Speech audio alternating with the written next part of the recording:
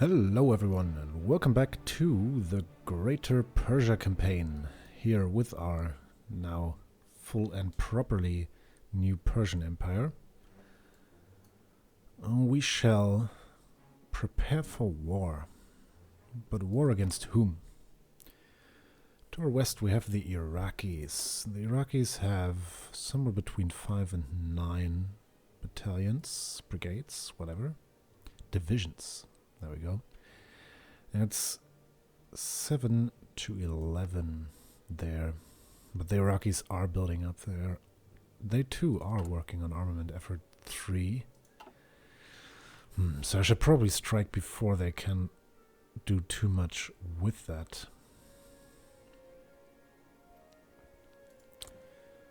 Yeah, the Afghanis. Well, there's really not much to go by here when picking a target.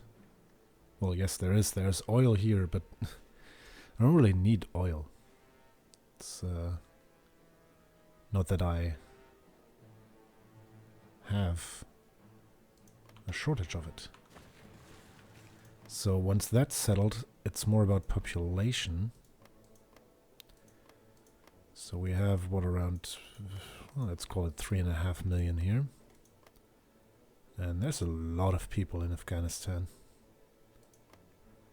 In Kabul. But they are the harder target. There are no two ways about that. Well, they don't have any planes.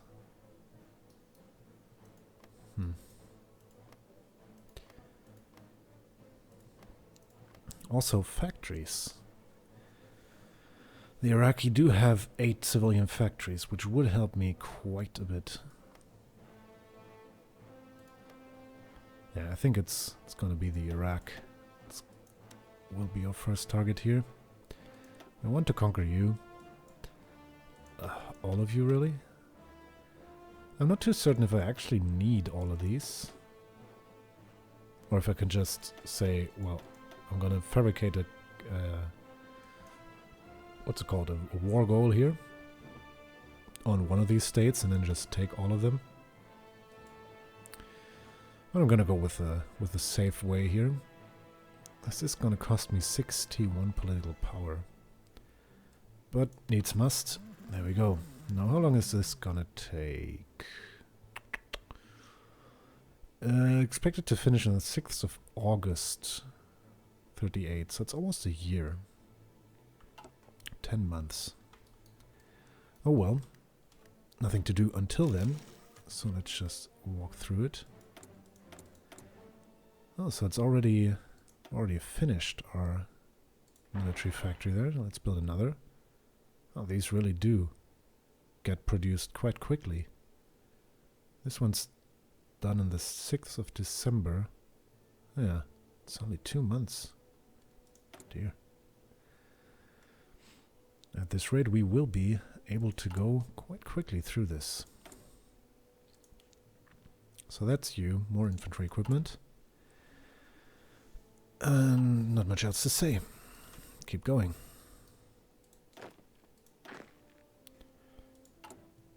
I think I'll set this to medium again. But this still leaves us with the question of what to do with the political influence, or the political power, next. I'm still torn between going for free trade, hiring a theorist, and hiring a military high command and a chief of army. So the theorist would be more of a long-term gain because he allows us to get faster research. Military high command and chief of army, on the other hand, they do have immediate benefits. And it's 10%. That's nothing to sneer at. And what's more, I don't know if he has them. Can I somehow... Oh yes, I can actually. So... his military staff is about ships, alright? He's all about ships. I'm not going to worry about that. And he also has a military theorist. So I'm also not going to worry about that. Apparently... No, I don't think that's no, that's not an advisor. I wonder why he has so little. Do AIs get less political power? Oh, well, what do I know? Alright, what did we research there? It was army doctrine. Right, you know what? That's way too good a timing to pass up. I'm just gonna wait for a day and add a military theorist to my arsenal. He's gonna afford us with that dear bit of army experience, but more importantly, it's gonna cut down our time to research delay. I definitely want to get the first three thingies, doctrines going on before I do any major wars here. Bahram Farhani speaks against Iraq. Who's that? Is this our guy? Yes, it is. Does Iraq belong to the Iraqi? Let us ask ourselves a better question. Does the future belong to the Iraqi? While we strive for greatness and power, they have displayed nothing but hopelessly backwards attitudes. Having no history to pride themselves on, they are directionless. Why should they occupy land that can be of use to the great Iranian people? Oh, Bahram Farhani's speech today, met with cheers and applause from supporters, suggests that the new Persian Empire is on the path to war. If peace is truly only a pause in mankind's natural state of war as fascist states, then this is surely to be expected. Oh well. There's quite a lot going on here. Russia is posturing along our borders, but I don't think they're quite pissed off enough at us to do anything about this. Alright, so all of our build-up things have gone down. I still don't want to go with secret weapons just yet, nor do I want to go with nukes. So army effort. Now this would help us quite a bit with the land doctrine.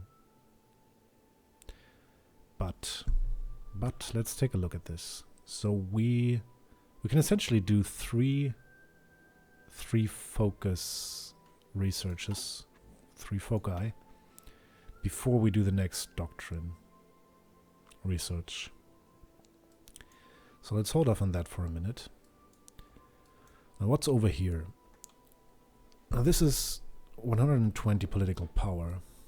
It's just 50, because we're using 1 PP per day for as long as we research this. But well.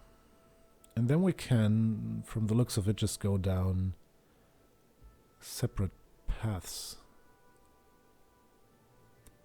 of, well, government alignment, really.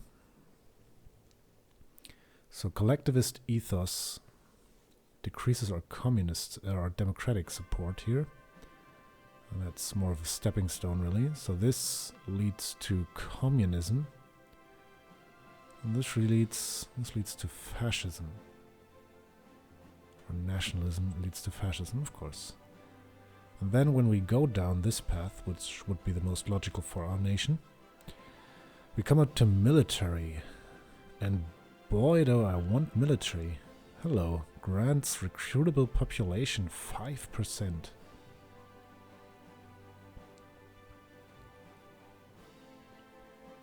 And 20 army experience. Holy. And then there's another 2 here. Oh, I definitely want to go down this path. And also down here there's technology sharing, which would be nice if we would find some big and advanced guy who could share some technologies with us. So yeah, it's definitely going to be some political effort, and then down the fascist train. Alright, how are we looking? It's 38 days until the support equipment research is done, and there's still a military factory to assign. I kind of want to do a bit of aviation. Just because I feel that in these engagements, once I actually meet someone who has an air force, it would be very beneficial to actually have the air superiority and be able to support my troops on the ground. There's little else we can do. Little else indeed.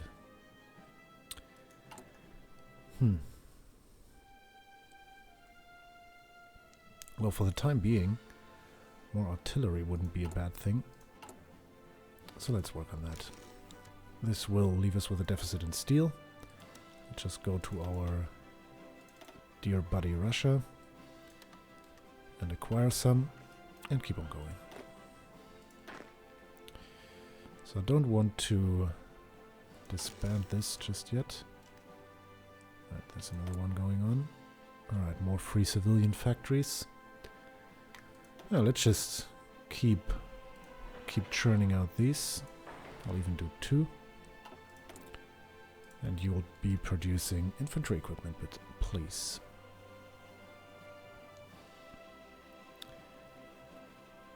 Now the new factories we add will start with less production efficiency, and it will need to climb up there. But all of this will happen in due time.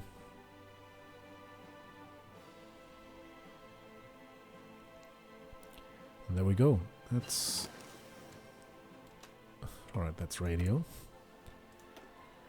What else? Radar stations, they really only help against enemy aircraft, of which there isn't any. But, oh, would you look at that. It's the 1st of January 1938, and that means we can get ourselves more or less research time.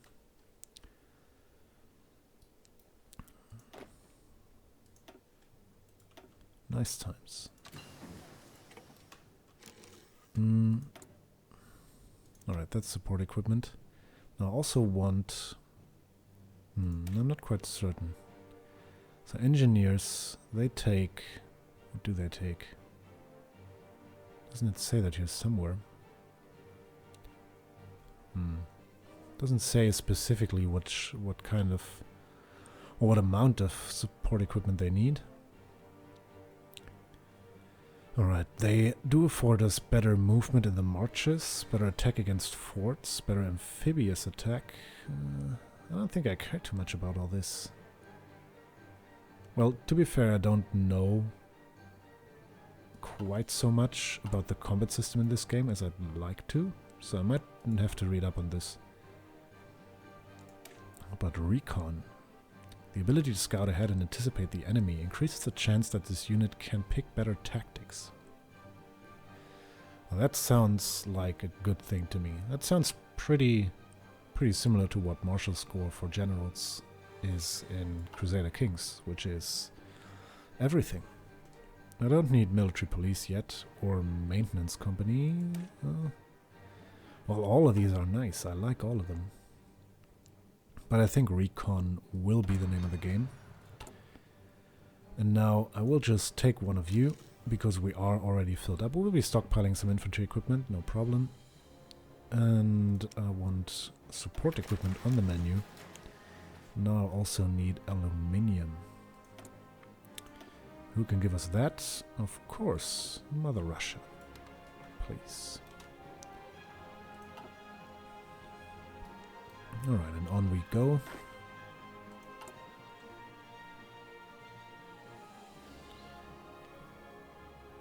Oh, let's add a couple more units here.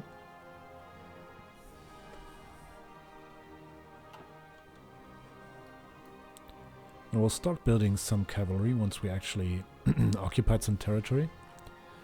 Because wherever you have occupied territories, so non-core provinces as they're called here, which have some sort of a major population center, which is indicated by these little dots, or the stars for capitals. And there's also the... Let me finish that thought real quick. There's also bigger dots. Yeah, for example, Istanbul or Constantinople is a bigger city. And those are smaller cities. And the bigger the city, the more unrest the state will generate. Alright, so what's going on in the world first? The Anschluss of Austria. After a successful coup d'etat by a local Nazi party in Vienna, German troops have crossed the Austrian border and taken control of the country. No fighting has been reported, and the German soldiers were greeted by cheering crowds in the cities. In a speech before a massive crowd at the Heldenplatz in Vienna, Hitler announced the Anschluss of Austria, annexing the country into Germany. Quoting, "The oldest eastern province of the German people shall be, from this point on, the newest bastion of the German Reich." Oh, and in case you're wondering about my pronunciation there, I am actually German, so it is kind of weird to read things like this, because my instinct is to say Anschluss if I'm reading a sentence that goes the blah of Austria, but yeah, well, we'll just keep with that. Alright, so if that is what they wish, and what we wish is a new and improved national focus here. Want to go with the collectivist ethos. We can also modify our government once again. But with what? In what way? Now the choice again. Let's see, when do we... August 38. August 38. So in about half a year. So I think that would be barely enough to get these two guys. And yeah, we'll have to worry about our trade policy after that. So I get the division attack guy. And then after him we'll also get some infantry. Yeah, some infantry expert into our high command.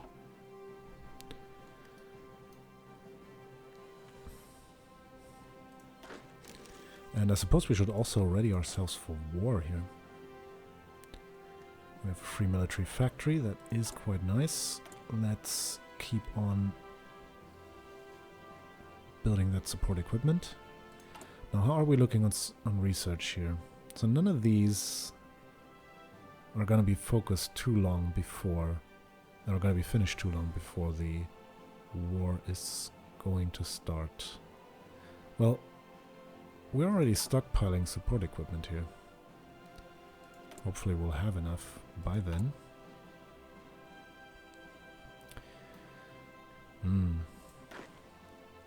Now let's start planning our offense here. So they don't have any friends, so we only need to worry about them. They have 7 battalions. We are most likely gonna have 11 by the time this war starts.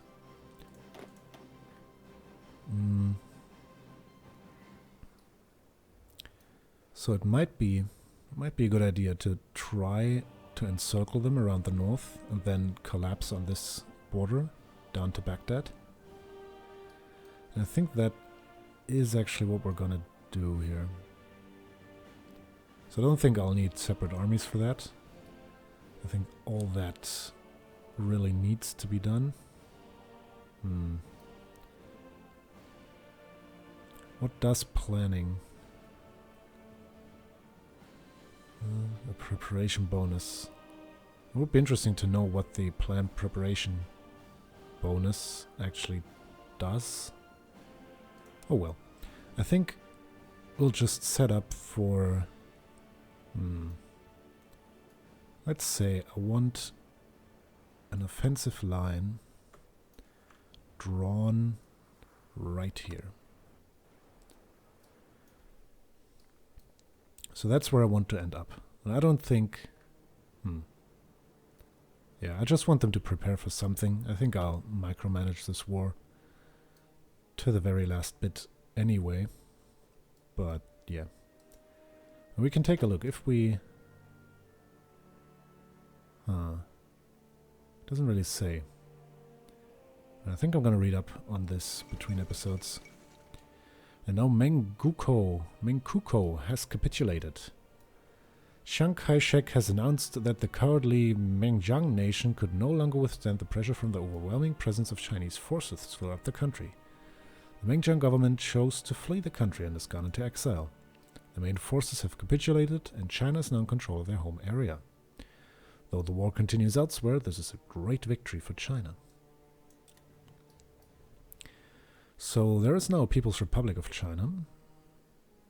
And China also doesn't seem to do too shabby against Japan, although I didn't quite catch all of this. Let's take a gander.